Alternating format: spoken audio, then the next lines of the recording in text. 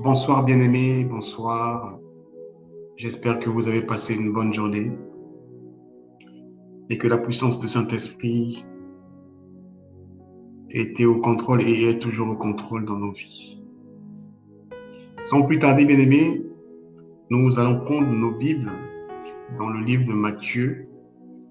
On va lire Matthieu 28, on va lire de 19 à 20. Matthieu 28, de 19 à 20. Je lis à la version du Semeur. La parole déclare: Allez donc dans le monde entier, faites des disciples parmi tous les peuples. Baptisez-les au nom du Père, du Fils et du Saint-Esprit.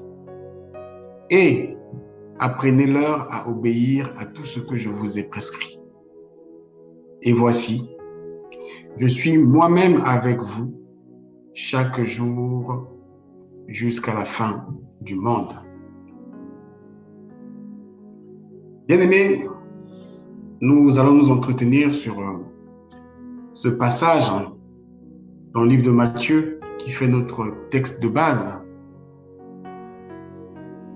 Certainement, vous me direz que nous avons déjà échangé dessus.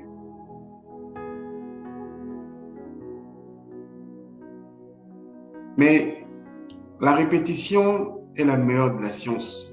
C'est en répétant plusieurs fois les mêmes choses et ça deviendra vraiment un mécanisme en nous. Ça va nous rappeler certains principes de la vie. Ici, Jésus-Christ préparait déjà son départ. Comme il l'avait dit tantôt, qu'il est avantageux pour toi et moi qu'il s'en aille. Parce que sa mission sur la terre arrivait en fait à échéance. Sa mission principale, c'était de réconcilier l'homme avec son Créateur. Raison pour laquelle il est allé à la croix. Mais avant d'aller à la croix, Jésus-Christ a passé son temps à enseigner, à parler de la part de son Père. Il a passé son temps à guérir des malades. Il a libéré les opprimés, les oppressés. Il a libéré tout le monde. Il a été baptisé lui-même comme modèle.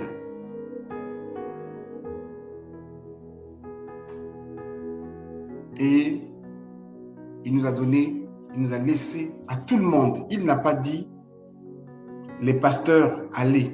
Il n'a pas dit les évangélistes, allez. Il n'a pas parlé aux 5 ministères que nous lisons dans la Bible. Non, il a parlé à tout le monde, à ceux qui ont reçu Jésus-Christ. Si tu l'as reçu, à tous ceux qui l'ont reçu, cette ordonnance-là nous incombe tous. Donc, ne te dis pas, ne t'exclus pas en disant que je ne suis pas pasteur. Moi qui te parle, je ne suis pas pasteur. Ne te dis pas, je ne suis pas un évangéliste. Parce que le véritable berger, le véritable pasteur, c'est celui que Dieu établit, pas celui qu'un homme. Je n'exclus pas la puissance de Dieu dans la vie des hommes pour nommer des pasteurs, des diacres et ainsi de suite. Mais je dis simplement, l'ordonnance que tous nous avons reçue de manière équitable, c'est le fait d'aller dans tout le monde entier et d'en faire des disciples. Telle est la mission qu'en tant qu'enfants de Dieu, nous avons tous reçue. Bien-aimés, je ne cesserai assez de définir les mots. Jésus nous dit d'aller partout dans le monde. Ça veut dire que tu ne dois pas rester statique à l'endroit où tu te trouves. Ça veut dire que tu ne dois pas rester statique à l'église locale où tu es. Tu as une mission, c'est d'aller. Ça veut dire quoi, aller? Bien-aimé, tu peux rester dans ta maison et toucher le monde. Tu es chez toi, mais ta voix est entendue au fin fond de Kigali, au fin fond de la RDC, au fin fond de Pointe-Noire, au fin fond des États-Unis, avec les moyens que nous avons à disposition. En faisant cela, tu obéis déjà à la voix de Dieu qui te demande d'y aller. Tu n'as peut-être pas des moyens financiers pour te payer des billets d'avion et y aller, mais le fait déjà que tu prends le temps, l'audace de s'exprimer de la part de Dieu, tu as obéi à cette ordonnance, c'est d'aller. C'est comme ce que nous sommes en train de faire ce soir. Nous partageons la parole pour que cette parole soit entendue au niveau des extrémités de la terre.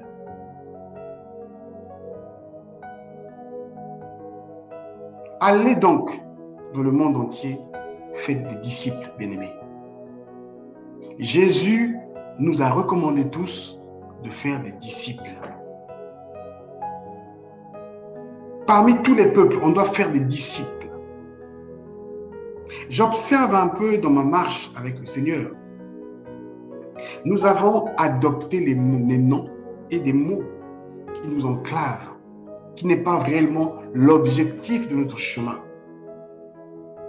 Les noms du genre, les mots du genre, le christianisme qui est une religion, le fait d'être chrétien.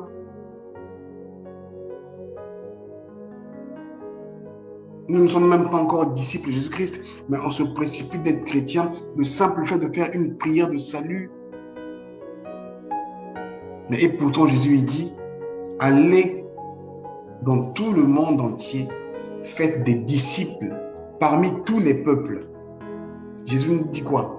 De les baptiser au nom du Père, du Fils et du Saint-Esprit. Et après, il dit quoi? Il dit, apprenez-leur à obéir à tout ce que je vous ai prescrit. Donc, ça veut dire que quand une personne vient, quand une âme vient dans le Seigneur, cette âme doit être enseignée. Cette âme doit être baptisée. Cette âme doit connaître c'est qui Jésus-Christ. Cette âme doit connaître quelle est sa nouvelle fonction dans sa nouvelle vie. Bien-aimé, je souhaiterais que tu réalises que tu es un disciple. Je souhaiterais que tu puisses réaliser que ton objectif aujourd'hui, c'est d'abord d'atteindre le niveau de disciple. Tu es devenu dans le Seigneur, gloire à Dieu, mais ne reste pas à cet endroit. Tu dois aspirer à être disciple. C'est qui un disciple? Un disciple est une personne qui reçoit les enseignements d'un maître. Un disciple fait partie d'une école d'un maître. Et Jésus dit, allez partout en faire qui? Des disciples ou des chrétiens? Du christianisme ou, je ne sais pas, de l'hindouisme? Jésus nous recommande d'aller dans le monde pour en faire des disciples. Le mot est clair, le mot est précis. Le disciple, il recopie, il suit scrupuleusement les enseignements du maître. Personne qui reçoit l'enseignement d'un maître, personne qui suit l'exemple de quelqu'un qui considère comme son maître à penser. Pourquoi est-ce que nous avons des bavures? C'est parce que nous nous sommes considérés comme étant des chrétiens. Bien aimé, je le dis haut et fort, c'est parce que nous sommes considérés comme étant des chrétiens.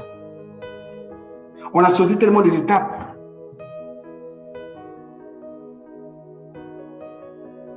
Les enseignements du maître, nous ne les mettons pas en pratique. Mais on veut devenir comme on nous appelle des chrétiens. Ah, tu es né de nouveau, c'est bien, c'est gentil, tu es devenu chrétien. Je viens bouleverser ta mentalité en te disant, si c'est cet enseignement que tu as reçu, je comprendrai pourquoi est-ce que la vie peut balbutier. Et je comprendrai pourquoi est-ce que des fois, la puissance de la parole de Dieu ne se dégage pas dans tes mots ou dans ta vie. Bien-aimé, tu dois d'abord être un disciple. Ce matin encore, le Seigneur m'a parlé dans ce sens. Nous devons être des disciples. Nous devons apprendre d'abord au pied d'un maître. Lorsqu'on apprend au pied d'un maître, après nous devons aller aussi former d'autres disciples. Jésus dit, allez partout en faire des disciples. Ça veut dire qu'il faut faire des personnes qui reçoivent l'enseignement, mon enseignement. Il faut que vous formez des personnes qui fassent partie de mon école. Il faut que vous formiez des gens qui suivent l'exemple que moi j'ai été. Bien-aimés, la Bible déclare dans le livre de Matthieu 8 au verset 20, Jésus lui répondit, les renards ont des tanières et les oiseaux du ciel ont des nids. Mais le Fils de l'homme n'a pas où reposer sa tête. Pourquoi? Parce qu'il y a un scribe qui lui avait posé la question ici en disant, un scribe, au verset 19, ça dit, un scribe s'approcha et lui dit, maître, il l'appelait maître, parce qu'il s'est considéré comme étant disciple. Il n'a pas dit chrétien. Il l'appelait maître, parce qu'il considère que c'est toi qui m'enseignes. Vu l'enseignement que j'ai reçu de toi, je te suivrai partout. Je te suivrai où tu iras. C'est ce que le scribe là dit à Jésus. Jésus lui dit, ok, si tu veux me suivre, il faut que tu saches que ta vie avec moi, ça ne sera pas une vie de repos. Ça sera une vie d'aller par-ci et par-là parce qu'on a une mission. Notre mission, c'est de gagner des âmes. C'est pour ça que moi, je suis venu sur la terre. Parce que celui qui était avant vous, je parle de la personne de Adam et de Ève. Les deux là ont confié le pouvoir que Dieu nous avait donné. Ils ont confié ça au diable. Ils ont confié ça à Lucifer. Ils ont confié ça à Satan. Ce pouvoir-là était tellement précieux. Moi, je suis venu sur la terre pour reprendre ce pouvoir, vous redonner. Mais je ne redonne pas ça seulement à toi. Il y a un peuple nombreux qui attend de recevoir ça. Il y a un peuple nombreux qui attend. Donc, toi, à ton tour, va, annonce. Va, enseigne. Va, apprends-les. De la même façon que tu m'appelles maître, va pour que eux aussi, ils puissent m'appeler maître. Parce que j'attends qu'ils viennent. C'est pour ça qu'il dit, les renards ont des tanières. Les oiseaux du ciel ont des nids. Mais le Fils de l'homme n'a pas où reposer sa tête parce que le Fils de l'homme est en mission. Si Jésus-Christ est ton maître, bien-aimé, mets-toi en mission. Que l'écran d'une télévision ne puisse pas stopper ta vie. Que la fatigue, les soucis, les événements de ce monde ne puissent pas te faire oublier l'objet principal même de ta vie sur cette terre. Nous ne sommes que des tentes. On va partir un jour. Mais le maître nous demandera, vous, je vous avais envoyé sur la terre pour annoncer la parole, pour aller faire des disciples. Et vous revenez à moi sans ces disciples.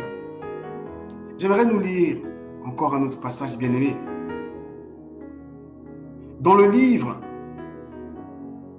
de Luc 15, on va lire le verset 7. La Bible dit quoi? Je lis à la version du Sommeur. Luc 15 au verset 7. Je vous assure qu'il en est de même au ciel. Il y aura plus de joie pour un seul pécheur qui change de vie que pour 99 justes qui n'en ont pas besoin. Excusez-moi. La Bible dit, je vous assure qu'il y en a de même au ciel. Il y aura plus de joie pour un seul pécheur qui change de vie que pour 99 justes qui n'en ont pas besoin. Mais, bien-aimés, posons-nous la question. Comment est-ce que le pécheur peut changer de vie s'il n'écoute pas la parole de Dieu? Comment le pécheur peut changer de vie s'il ne voit pas en toi les marques de Christ? Comment le pécheur peut venir? Comment? C'est pour te dire que tu as une grande responsabilité. Dans le même livre de Luc 15, je vais te lire le verset 10. La Bible dit quoi? De même, je vous le déclare, il y a de la joie parmi les anges de Dieu pour un seul pécheur qui change de vie. Bien-aimé, tu ne veux pas être un acteur de joie? Tu ne veux pas être un acteur de celui qui procure de la joie dans la vie des autres? Tu ne veux pas être un acteur devant le Seigneur pour dire que voici ton crédit. Ton crédit est tellement rempli à cause de toutes les âmes que tu as ramenées vers moi. Parce que tu as compris la mission pour laquelle je t'ai envoyé. Allez donc dans le monde entier, faites des disciples parmi tous les peuples. Nous devons les baptiser. On ne peut pas leur seulement dire que Jésus t'aime. On ne présente que Jésus côté guérison. On ne présente que Jésus côté un miracle. On ne voit que les bénéfices. Mais Jésus côté Seigneur, on n'enseigne pas ça aux gens. Un disciple est sous les pieds d'un Seigneur, d'un maître. La plupart des enseignements que nous recevons, c'est le mariage, c'est l'appel à guérison. On commence même à se battre avec le monde. Nos prières sont orientées richesse. Je suis plus que vainqueur. Quand tu dis que je suis plus que vainqueur, c'est parce que tu te vois avec une voiture. C'est parce que tu te vois ton compte rempli, que tu es toujours bien habillé, toujours joli devant les gens. Toi, tu ramènes Dieu sur ces petites choses. Or, c'est la mission qui t'a signée, qui t'a demandé de faire, tu ne fais pas. Bien-aimé, il y a un peuple nombreux qui attend. Il y a un peuple nombreux qui veut juste entendre la voix du Saint-Esprit au travers de ta vie. Corneille a reçu le Saint-Esprit au travers de la vie de Pierre. Bien-aimé, à ton tour, tu es sauvé pour sauver. Tu n'es pas sauvé pour aller au ciel. Je répète, tu es sauvé pour sauver. Tu n'es pas sauvé pour aller au ciel. Lorsque tu as accepté de venir au Seigneur, tu as accepté la mission d'aller aussi donner aux autres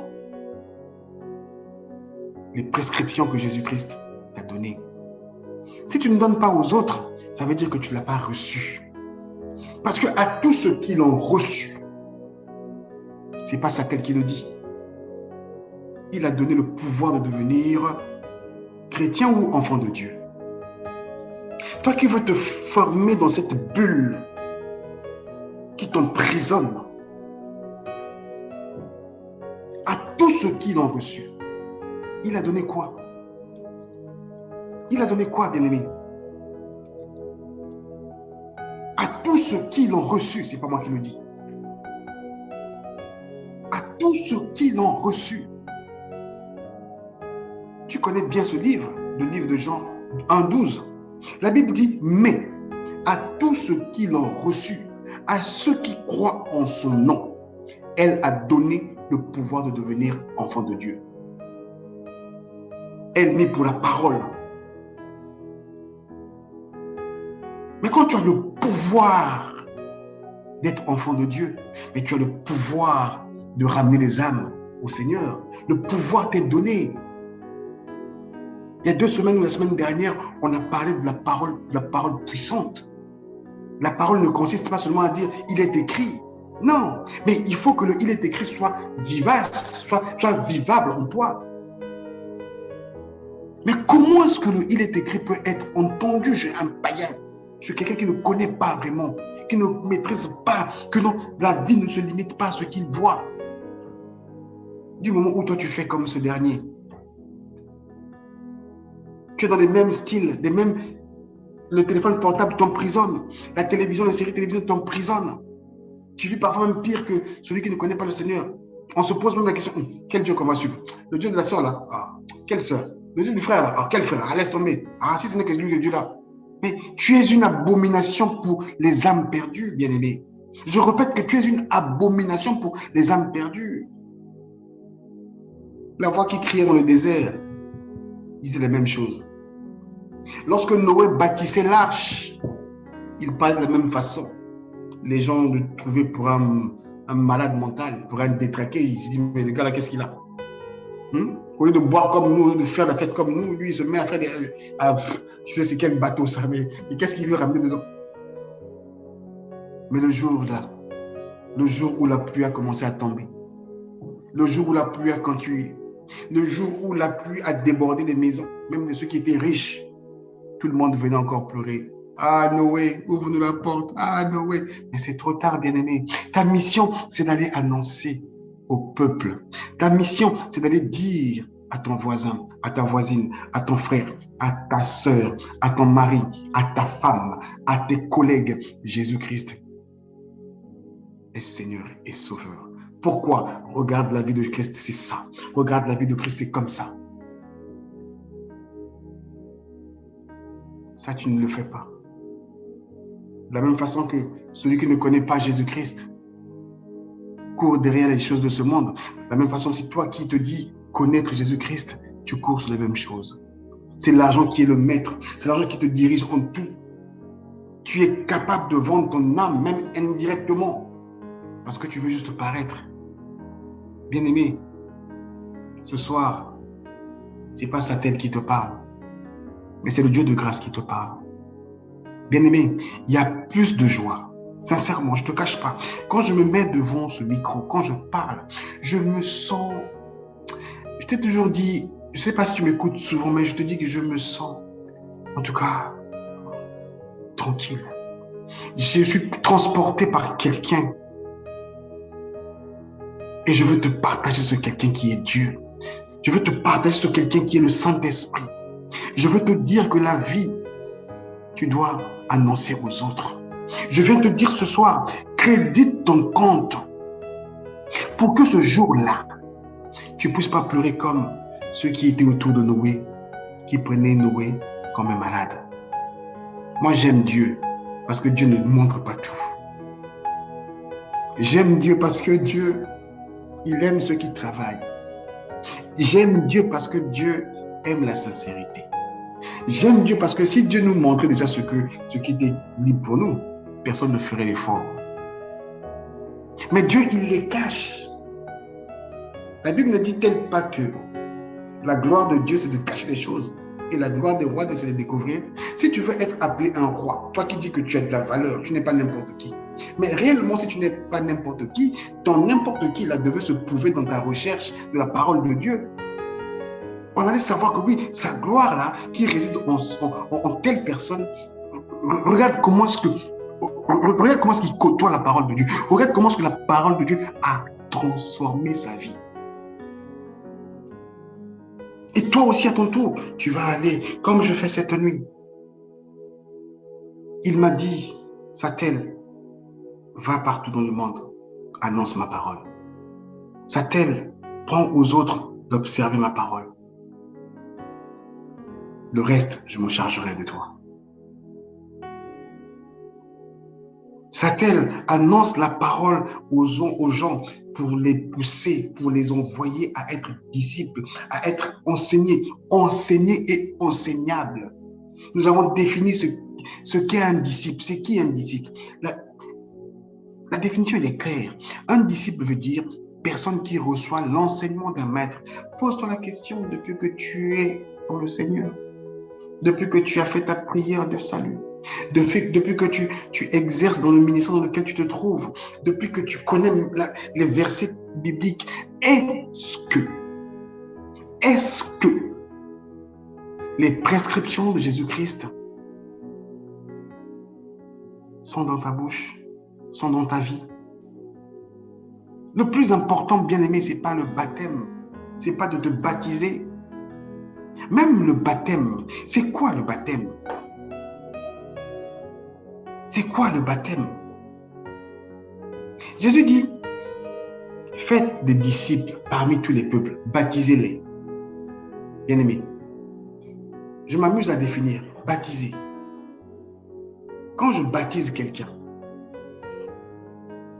quand on baptise quelqu'un, c'est quoi? C'est une forme de bénédiction solennelle devant tout le monde. Et pourquoi faire? C'est pour donner à cette dernière personne un nouveau nom. C'est ça le baptême. Baptême, je répète, c'est bénir d'une manière solennelle quelqu'un. C'est-à-dire devant tout le monde. Ce n'est pas cacher le baptême. Et l'objectif du baptême, c'est quoi? C'est de te donner un nouveau nom. C'est que tu puisses porter un nouveau nom. Jésus-Christ ne l'a pas dit. Jésus-Christ ne dit pas que non. Il ne te demande pas de naître de nouveau. Quand tu nais de nouveau, mais tu as un nouveau nom. Tu n'es plus le gars qu'on connaissait hier. Raison pour laquelle il dit, baptisez-les. Donnez-leur un nouveau nom, un nom céleste. Et ce nom céleste rime avec ton attitude. Ce nom céleste rime avec le royaume de Dieu. Et c'est de là qu'on va découvrir réellement que tu as des valeurs de Christ en toi. Bien-aimé, baptême, c'est ça. C'est donner. En fait, le baptême, c'est te donner un nouveau nom. C'est pouvoir donner un nom, en fait, à quelqu'un. Si tu peux prendre ça comme ça, c'est ça le baptême. C'est le commandement que Jésus-Christ nous a donné. Il dit, baptisez-les au nom du Père, Dieu, au nom du Fils, Dieu, au nom du Saint-Esprit, Dieu, parce qu'ils vivent dans les cieux. Ils ne sont pas les hommes de cette terre. Raison pour laquelle il dit, je suis dans le monde, mais je ne suis pas du monde. Parce que dans le monde, je suis venu pour accomplir une mission, faire une réconciliation de l'homme physique qui est charnel à l'homme spirituel, qui est vraiment celui qui est créé à l'image de Dieu. Parce que l'homme qui est créé à l'image de Dieu avait donné son pouvoir que le Créateur lui avait donné auprès du malin. Mon objectif, c'est de reprendre ce pouvoir-là et de vous le redonner. Raison pour laquelle la Bible dit, à ceux qui l'ont reçu, il a donné le pouvoir de devenir enfant de Dieu. Tu as ce pouvoir. Mais ça ne s'arrête pas au baptême. On t'a baptisé. Nous sommes baptisés. Tu es baptisé. Je suis baptisé au nom du Père, du Fils et du Saint-Esprit. Après, on doit faire quoi? On doit, comme nous faisons tous les mercredis et tous les vendredis, on doit apprendre à ses disciples, à moi qui suis disciple. On doit apprendre à obéir à tout ce que, on dit, à obéir à tout ce que je vous ai prescrit. La prescription de Jésus-Christ est où? Dans sa parole. Tu me diras que tu ne connais pas qu'est-ce que Jésus-Christ m'a prescrit. Je t'invite tous les jours à lire la parole. Dans sa parole. Tu as une mission, bien-aimée. Ta mission et la mienne ne sont peut-être pas sur la même longueur d'onde. Tu as des talents que Dieu t'a donnés. Tes talents à toi et mes talents à moi, ce ne sont peut-être pas du même poids. D'où je te dis, tout ce qui est prescrit est dans les Écritures. Le plus important, ce n'est pas de me dire que je suis chrétien. Tu n'es pas chrétien. Tu es un enfant de Dieu. Et tu deviens disciple de Jésus-Christ. Jésus-Christ n'a pas enseigné aux gens le christianisme. Jésus-Christ n'a pas enseigné, a dit aux gens que non, vous serez des chrétiens. Non, Jésus-Christ a dit, vous êtes mes disciples. Parce que vous êtes sous mes ailes. C'est moi qui suis votre maître, c'est moi qui vous forme. Regarde Simon-Pierre. Il a dit quoi, Simon-Pierre? Je ferai de toi un pêcheur d'hommes. Pourquoi? Parce que Simon-Pierre était un pêcheur de poissons. Il dit, ok, ça c'est déjà les talents que Dieu t'avait donnés. Mais au-dessus de ces talents-là, il y a d'autres qualités de personnes que tu dois ramener vers moi. Est-ce que Simon-Pierre s'est appelé chrétien? Est-ce que Simon-Pierre a refusé l'ordonnance de Dieu? Toi, tu commences à rimer ta vie au travers des richesses. Tu ne parles que de gloire. Lorsqu'il arrive difficulté, ce n'est pas toi. Tu parles que de gloire. Ah, moi, c'est de gloire en gloire. Ah, moi, Jésus-Christ m'a guéri. Ah, sans effet pour cette parole. Mais est-ce que tu obéis aux prescriptions de Jésus? Allez donc. dans le monde entier. Telle est ma mission cette nuit. Toi qui m'écoutes, toi qui prendras le temps de m'écouter, aspire à devenir disciple de Jésus-Christ. Tu es certainement baptisé au nom du Père, du Fils et du Saint-Esprit. Je ne mets pas en doute ton baptême. Obéis à la voix du Saint-Esprit. Respecte les prescriptions de Jésus-Christ. Il dit, je suis avec vous. Il est avec nous chaque jour jusqu'à la fin des temps. Il ne nous a pas éloignés. Il ne s'est pas éloigné. Il est avec nous. Bien-aimés, comment serait-il possible, comme dit dans les Écritures ici, je vous assure qu'il en est de même au ciel. Il y aura plus de joie pour un seul pécheur qui change de vie. Comment serait-il possible au pécheur de changer de vie si ce pécheur ne voit pas en toi quelqu'un de changer? Comment serait-il possible?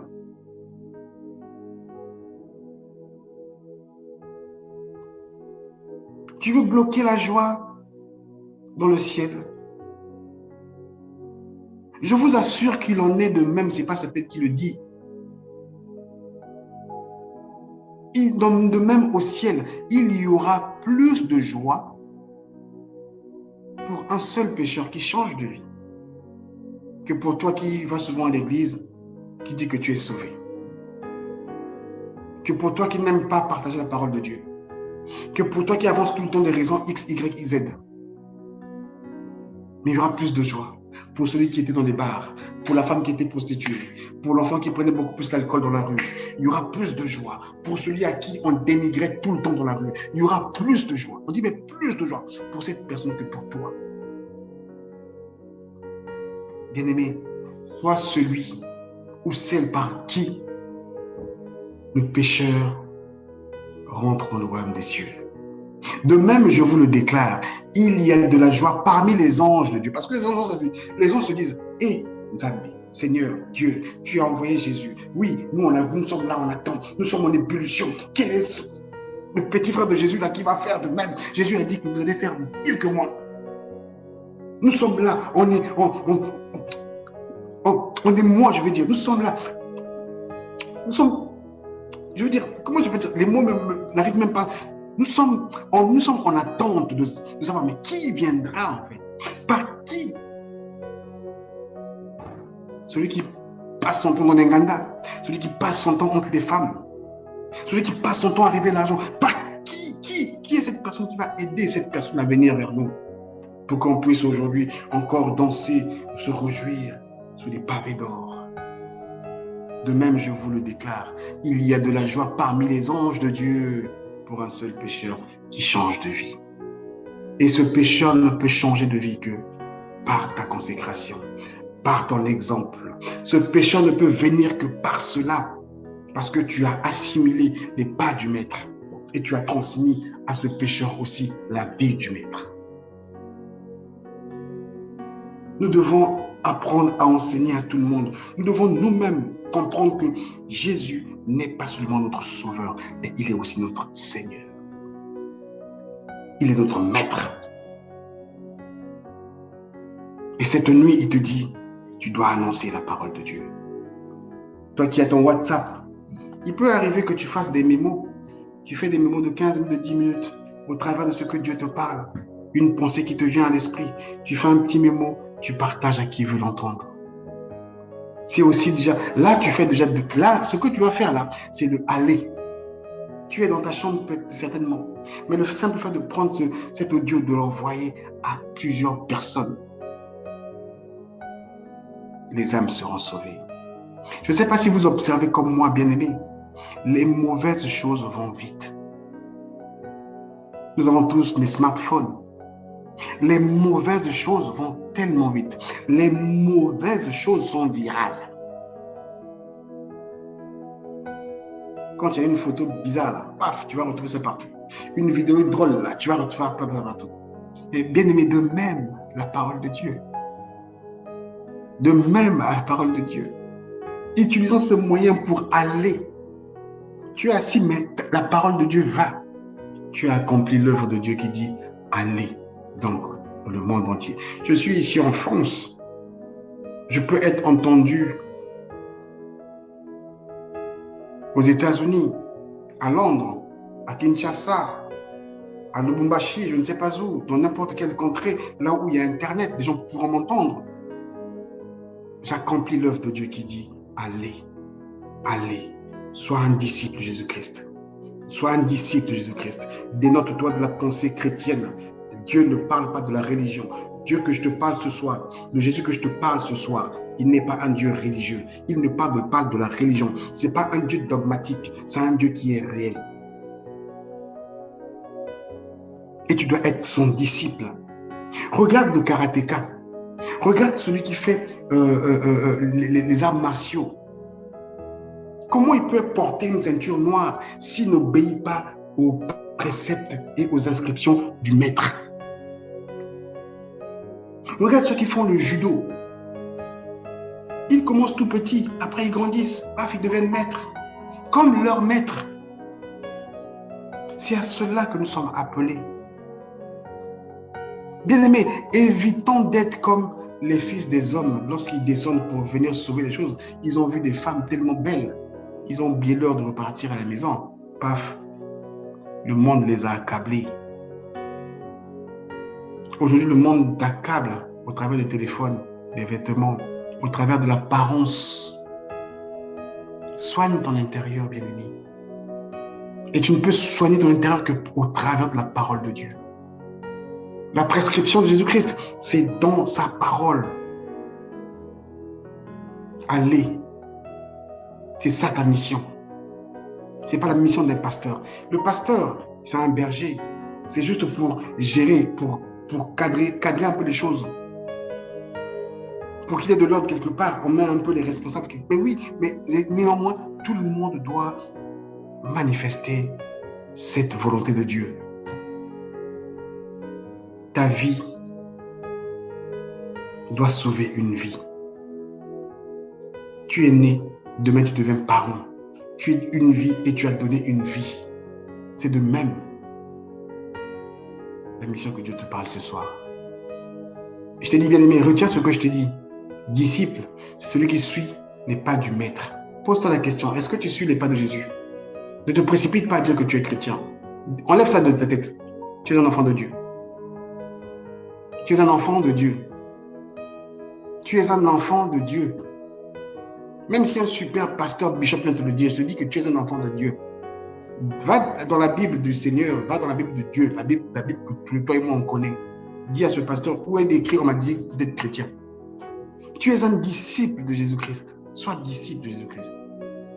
Et Jésus-Christ, il dit quoi? On doit nous baptiser. Nous sommes baptisés. Ça veut dire qu'on a revêtu un nouveau nom. Baptême, c'est le pouvoir que nous avons reçu. Nous n'avons pas été baptisés pour courir derrière les biens de ce monde. Nous n'avons pas été baptisés pour jouer le spectacle que les gens du monde jouent. Bien-aimés, si ceux qui ne prient pas en Dieu dilapident parfois des milliards et des milliards, et toi qui te dis, enfant de Dieu, avoir le même discours que eux, chercher à acheter des voitures de luxe, chercher à acheter des vêtements de luxe. Jésus avait le pouvoir, il a tout le pouvoir qu'il avait, il a tout le pouvoir. Lorsqu'on lui a demandé à ce qu'on puisse payer, on lui a demandé de payer des impôts.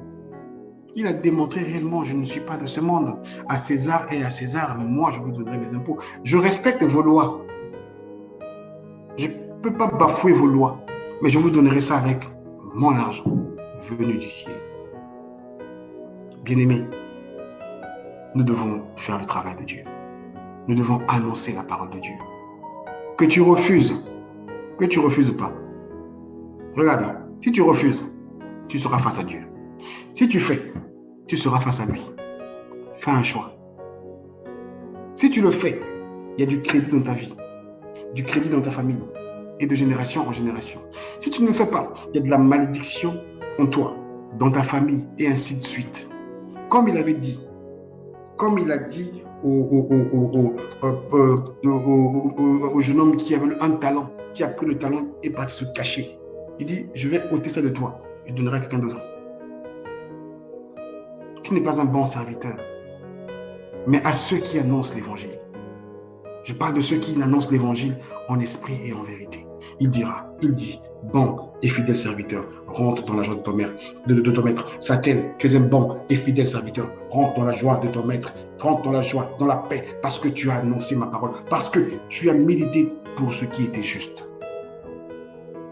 Pour autant, je ne vais pas au travail. Pour autant, je ne mange pas. Pour autant, je ne m'habille pas. Bien-aimé, fais le travail de Dieu. Fais le travail de Dieu. Il y a une âme qui attend d'entendre la parole de Dieu au travers de ta vie. Ta vie communique déjà très fort. Laisse que le Seigneur te bénisse cette nuit. Que tu fasses le travail que Dieu te recommande. Que Dieu vous bénisse au nom de Jésus. Père, je te rends grâce car tu es le roi. Tu es Elohim et merci encore pour ta parole. Que seule la gloire te revienne au nom puissant de Jésus-Christ. Amen.